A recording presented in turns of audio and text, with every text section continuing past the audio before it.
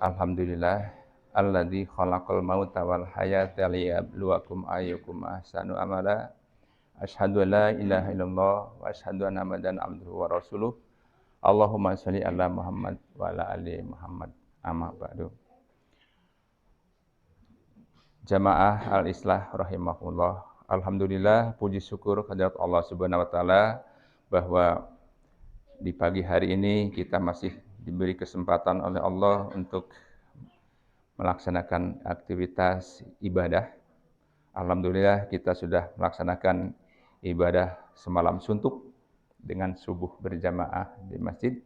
Kemudian insya Allah kita juga tadi sudah melaksanakan sholat sunnah yang insya Allah kita mendapatkan pahala yang lebih baik daripada dunia dan seisinya. Salawat dan salam semoga tercurah pada junjungan kita Nabi Muhammad SAW, keluarga, para sahabat dan pengikutnya hingga akhir zaman, juga termasuk pada kita semua. Bapak Ibu rahimakumullah, kalau kita lihat mungkin tanggal berapa sekarang Muharram ya, masih dalam Muharram ya, 24 mungkin ya. Kita disebut bahwa awal dari tahun Hijriah adalah bulan Muharram. Yang kemarin juga minggu yang lalu sudah dibahas oleh Pak Ustadz Kamal. Kita lihat bahwa hijrah ini kalau itu kan sudah menjadi bahasa Indonesia ya. Hijrah itu artinya pindah. Kalau dulu zaman Rasulullah kan pindah dari Mekah ke Madinah. Ya gitu. Kalau kita juga pindah dari tempat gitu ya, ke tempat lain juga itu disebut hijrah juga. Nah, kalau mungkin ibu bapak pindah rumah gitu ya, mana? Hijrah. Bisa aja gitu seperti itu. Tapi yang dimaksud hijrah itu tidak hanya berupa perpindahan suatu tempat ke tempat lain. Ya. Bisa jadi hijrah dalam artian sikap ya atau hati gitu ya. Kalau lihat dari salah satu di antaranya adalah hadis riwayat Muslim itu bahwa orang yang masuk Islam ya, tadinya kafir kemudian masuk Islam itu juga disebut ya, sebagai bagian dari hijrah. Dia akan mendapat ampunan Allah, menghapus dosa yang lalu. Kemudian juga hijrah tadi menghapus dosa yang sudah lalu. Kemudian haji juga menghapus dosa yang lalu. Itu dalam riwayat Muslim mengatakan bahwa itu bagian sikap ya. Artinya kalau tadi orang kafir masuk Islam berarti kan hijrah dari yang tidak baik ke yang baik. Itu adalah juga hijrah. Jadi tidak hanya sebatas pindahnya suatu tempat kita. Kita dari tempat satu ke tempat lain disebut hijrah juga. Bapak Ibu rahimakumullah, kalau begitu sebenarnya orang yang masuk Islam, yang tadinya banyak perbuatan dosa dan maksiat gitu ya, kemudian mereka sadar, kemudian juga masuk mendapat hidayah dari Allah masuk Islam, itu sebenarnya suci ya. Kalau kita kan punya kaidah bahwa anak lahir suci ya, tidak punya dosa. Tapi sama aja kalau orang yang tadinya sudah bergelimpang dengan dosa, kemudian memang dia tidak berakidah Islam, dia masuk Islam, maka dosanya yang begitu banyak yang mungkin bergelimang dengan kemaksiatan, maka pada saat itu dia bersyahadat terhapus dosanya. Jadi bersih gitu ya. Kalau bersihnya sudah umur katakan 40 gitu ya, itu kan berarti dosa-dosanya banyak yang lalu gitu ya, tapi itu terhapus. Nah makanya dari sisi magfirah Allah yang diberikan kepada hambanya itu sangat besar. Ada kaidah juga bahwa ampunan Allah itu lebih besar dari murkanya. Ada ya keterangan gitu ya. Gitu. Jadi sangat baik sekali. Jadi ada istilah apa?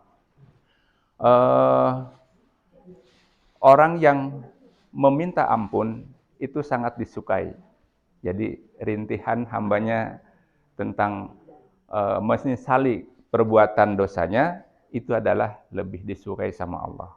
Makanya ada juga keterangan bahwa seandainya penduduk bumi ini beriman semua, soleh semua, maka dia akan diganti dengan penduduk yang lain.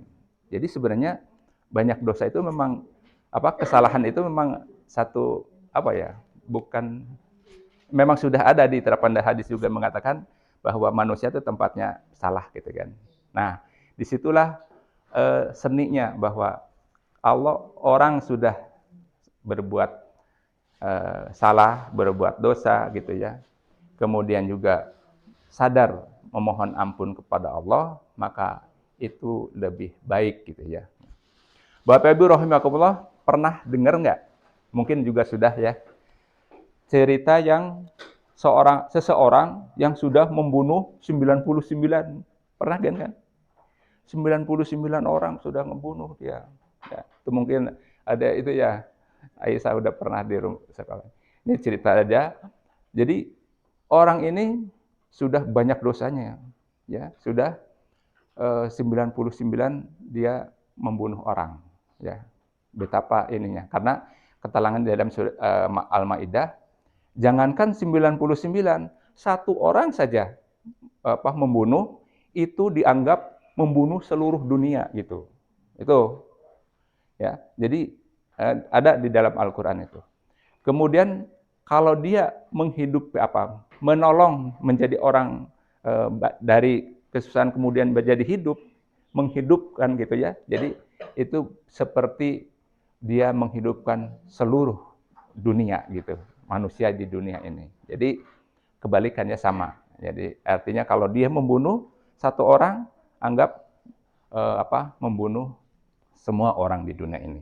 Atau menghidupkan sesatu orang, ya dia seolah-olah menghidupkan manusia dunia ini. Jadi begitu ininya ya, berharganya orang saling menolong untuk membawa kehidupan manusia itu menjadi baik ya, karena ternyata sifatnya gitu. Nah, kembali ke cerita tadi. Orang yang sudah membunuh 99, tapi dia sadar. Apakah saya ini seandainya sudah banyak membunuh orang, kemudian kita sadar minta ampun, apakah diterima oleh Tuhan gitu. Zaman dulu itu udah mencari, kalau bahasanya tuh mencari orang berilmu, anggaplah ulama, tapi dulu waktu disebut rahib gitu ya. Jadi perjalanan dia menuju kepada orang yang berilmu, seorang rahib, dia mengatakan, rahib, saya tuh sadar, saya adalah orang yang banyak dosa. Saya sudah membunuh 99 orang. Apakah Tuhan bisa mengampuni saya? Gitu kan. Nah, rahib ini mengatakan tidak, karena kamu sudah terlalu banyak dosa gitu kan. Nah, itu kan dari ini. Akhirnya apa?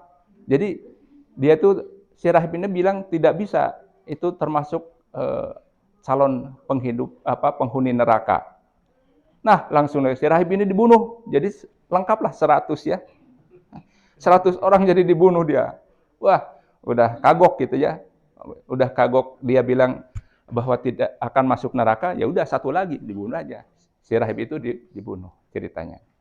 Nah, kemudian dia masih tetap berpikir ingin mencari orang berilmu yang bisa memberikan satu penjelasan gitu ya. Nah, dia cari orang berilmu, kemudian suatu ketika ada orang mengatakan bahwa dia sampai kepada ulama gitu ya. Cerita saya tadi, saya sudah membunuh 100 orang ya. Jadi sudah 100 sekarang posisinya, udah lengkap lah. Ya. Nah, dia nanya, bagaimana dengan kondisi saya ini dan saya akan bertobat? Apakah Tuhan bisa mengampuni saya? Gitu. Nah, kata ulama ini, insya Allah bisa, itu bisa diampuni. Ya, dengan begitu, tapi carilah ya satu ke tempat masih perjalanan lagi ke tempat anu dan kamu banyak beribadah di sana dengan bersama orang ya. Jadi si ulama ini menyampaikan bahwa bisa diampuni oleh Allah dan kamu terus diikuti dengan perbuatan ibadah atau perbuatan amal soleh. Di atas perjalanan maka dia mencari satu tempat ya yang ditunjukkan oleh tadi ulama. Ya. Dalam perjalanannya itu orang ini meninggal di tengah jalan, tertelungkup gitu. Nah, terus di situ malaikat rahmat yang sama ini saling bertengkar. Wah, ini masuk neraka nih karena udah 100 orang dia membunuh gitu. Ya, malaikat rahmat sudah tidak, karena dia sudah minta tobat, bertobat gitu kan. Jadi tobat itu kan artinya kembali ya kepada yang benar. Ya, dia udah tobat, tapi kan belum ini. Nah, di sana pertengkaran antara malaikat rahmat dan yang ini tuh masih terjadi, maka datang satu malaikat yang berupa manusia. Ya, di dalam ceritanya itu. Kenapa ini ada ribut-ribut apa? Ini si fulan akan mencari orang atau beribadah sudah membunuh 100 orang, dia bertobat dan akan melakukan perbaikan amal ke suatu tempat, tapi dia mati di jalan. Terus yang ini menurut saya ini tetap masuk penghuni neraka. Yang satu tidak. Nah, pertengkaran ini diselesaikan sama tadi malaikat yang berupa manusia. Sekarang kita ukur jarak ya. Jarak ke tempat yang akan dituju dengan kondisi sekarang ya, yang ini. Jadi anggaplah dari mulai berangkat sampai ke sini terus ke tujuan itu berapa gitu diukur. Nah, ternyata jaraknya lebih dekat ke tempat tujuan. Berarti dia udah melakukan ini kan, melakukan usaha gitu kan, usaha untuk bertobat, pertobatannya itu gitu. Nah makanya dia masuk surga gitu kan, karena tadi pertobatan. Nah Bapak Ibu rahimakumullah, artinya apa? Kita di sini ambil satu pelajaran bahwa kita selalu memohon kepada Allah Pak Ustaz doanya supaya ihdinas siratal mustaqim itu hidayah terus berada dalam hati. Kita naudzubillahi min dzalik, kalau dalam perjalanan kita sudah awalnya soleh, tiba-tiba ujungnya adalah su'ul khotimah ya. Naudzubillah. Kita mengharapkan husnul khotimah. Jadi baik. Nah, orang tadi termasuk apa? Husnul khotimah, dia baik. Meskipun dia sudah berbuat dosa banyak, kemudian itu baru dia udah melakukan amal belum? Karena tadi dari ulama itu suruh pergi satu tempat, belum kan? Tapi hatinya adalah sudah bertobat, sudah akan berniat dengan baik. Nah, di sini makanya apalagi sesama muslim tidak boleh menghakimi bahwa kamu mau neraka, kamu ini. Jangan ya. Karena kita tidak tahu. Ya enggak? Kita tidak tahu di ujungnya itu seperti apa gitu ya. Oleh karena itu, kita selalu memohon kepada Allah untuk husnul khotimah, untuk tetap dalam artian apa? Di dalam surat Al-Fatihah ihdinas siratal mustaqim itu sebenarnya itu adalah mempertegas kita bahwa mohon bimbingan dan selalu petunjuk Allah agar kita tetap di dalam keadaan akidah kita kepada Allah itu tetap gitu, tidak menjadi su'ul khatimah. Nah, oleh karena itu barangkali ini pelajaran bagi kita untuk tetap berhusnuzon pada sesama. Kalaupun ada hal-hal yang kurang baik, ya, anggaplah satu perbuatan yang melakukan perbuatan maksiat, maka masih selagi kita masih menghirup udara di dunia adalah berkesempatan untuk bertaubat. Kalau taubatnya Fir'aun dalam kisah, itu kira-kira masuk surga enggak? Ya, tidak, karena dia sadar pada saat ini udah napas di kerongkongan ini ya, gitu. Jadi jangan sampai kayak gitu. Angkewe saya mah tobat napas di ujung ini. Tobat dia itu nggak bisa. Ya, oleh karena itu ya sekarang, ya, gitu. Sebenarnya apa di dalam surat apa? Surat Toha ya. Bahwa Fir'aun itu di surat Yusuf ada bahwa Fir'aun itu sebenarnya sadar setelah dia kaum Musa dan kaumnya sudah sampai ke seberang sana, dia di Laut Merah itu karena dipertemukan lagi antara dinding satu dengan dinding yang lain itu sama-sama air gitu ya. Baru dia akan terkena, oh kalau gitu saya percaya kepada Tuhannya Musa dan Harun. Udah di situ ya, sudah di kerongkongan. Jadi tobat yang kayak gitu tidak bisa, ya, tidak bisa. Oleh karena ini jadi pelajaran bagi kita untuk selalu beristighfar, kemudian juga kita melakukan amal-amal. Jadi kaidah kita yang disebut taubatan nasuha itu adalah, ya, diantaranya adalah kalau kita sudah sadar melakukan satu perbuatan yang dosa, maka kita taubatan nasuha yang purna, ya, paripurna. Artinya pertama menyesal perbuatan itu, kemudian meninggalkan secara perbuatan dosa itu, kemudian juga diikuti dengan amal soleh, ya, gitu. Jadi itu bagian dari cara kita untuk mendapatkan ampunan Allah. Jangan sampai tadi ampunannya ampunan kayak Fir'aun, ya, naudzubillah min dzalik, ya. Karena dia minta kesadaran tapi sudah di dalam detik-detik langsung selepas gitu. Naudzubillah min dzalik, ya. Kita berharap seperti itu. Jadi di dalam surat Nuh juga disebutkan bahwa apabila kita memiliki keinginan atau berdoa kepada Allah sesuatu, ya, itu banyaklah istighfar, ya. Udah pernah kan, ya. Jadi ada satu Ustadz, ini ada 3 orang nih, banyak kepentingannya, beda kepentingannya. Ya Ustadz, saya tuh sudah lama menikah, berkeluarga, tapi belum punya keturunan. Gimana caranya nih? Banyak istighfar.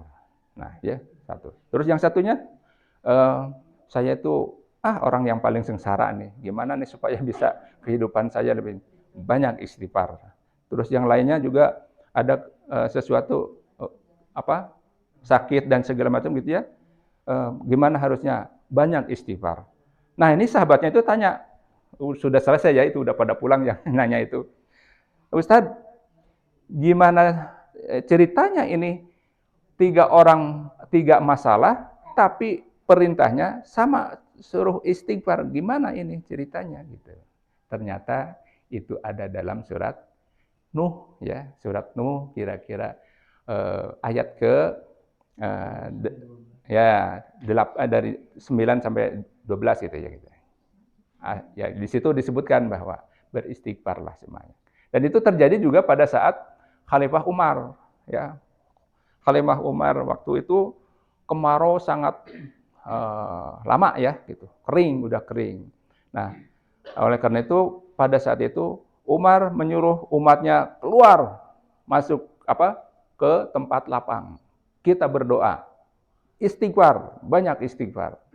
Nah, waktu itu benar. Semua istighfar mengakui segala dosa dan kesalahannya, maka basah turun hujan karena kehujanan, gitu ya. Nah, oleh karena itu kita mengharap agar doa-doa kita juga diijabah Allah, banyak istighfar gitu kan. Karena itu adalah bagian dari ini. Karena satu ini bahwa istighfar itu cara untuk menghindari dari godaan setan. Satu, ya. Jadi itu bagian cara kita hidup di dunia ini agar kita meraih keselamatan, meraih rahmat Allah untuk selamat dunia dan akhirat. Barangkali itu yang mudah-mudahan meskipun sedikit ada hal yang bisa kita ambil pelajarannya ya agar kita selalu selalu ingat kepada Allah, berzikir kepada Allah agar Allah senantiasa memberikan rahmat dan dalam kehidupan ini kita selamat dunia dan akhirat ya. Mudah-mudahan kita diberikan kekuatan lahir batin untuk selalu istiqomah beribadah dan selalu mendapatkan keberkahan dari Allah SWT. Jadi Ibu Bapak, kalau kita ingin katakan umurnya yang barokah, itu kira-kira apa? Maknanya apa? Dengan sok milad cina, selamat barokah. Ya, iya. Apa barokah fil umrik katanya. Apa sih? Ya. Tapi sebenarnya barokah itu apa sebenarnya apa? Barokah itu adalah menjadi kebaikan gitu lah. Ya, umurnya barokah, ya umurnya yang membawa kebaikan gitu. Kalau tidak membawa kebaikan, tidak barokah namanya. Sekarang rezeki yang barokah, rezeki yang menjadikan barokah menjadi mendapat kebaikan. Ada infaknya, bisa menolong orang, bisa ini gitu ya. Jadi itulah barokah. Jadi minimal sekarang barokah. Oh, jadi kalau ada kata-kata barokah, umurnya yang barokah bermanfaat untuk orang lain juga, untuk diri, keluarga dan orang lain gitu ya. Jadi ada peningkatan kebaikan gitu ya, barokah. Mudah-mudahan ini sedikit tidak jadi bahan kita untuk selalu beristiqomah dalam beramal. Saya kira itu aja yang perlu yang bisa kami sampaikan. Mudah-mudahan kita selalu mendapat barokah Allah dan rahmatnya sehingga selamat dunia dan akhirat. Subhanallah wa bihamdihi, subhanakallah wa bihamdika, asyhadu an la ilaha illa anta, astaghfiruka wa atubu ilaik. Kemudian terakhir atas nama pengurus DKM kami menyampaikan banyak terima kasih.